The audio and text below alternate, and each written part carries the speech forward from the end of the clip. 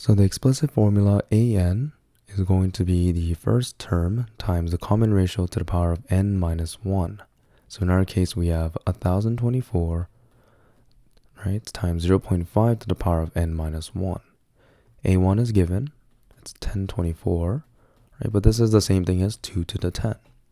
Right, this is helpful because if we try to find A2 is going to be 1024, or 2 to the 10, times 0.5 to the power of 2 minus 1, so that's 1. Right, but 0.5 is the same thing as 1 over 2.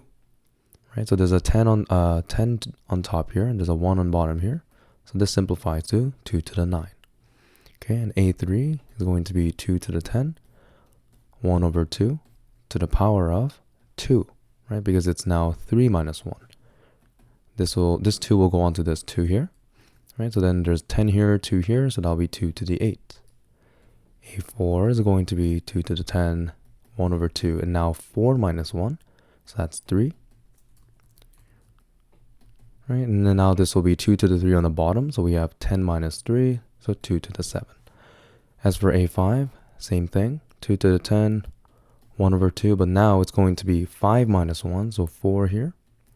So then we have 2 to the 10 over 2 to the 4, so that's 2 to the 10 minus 4, which is 6.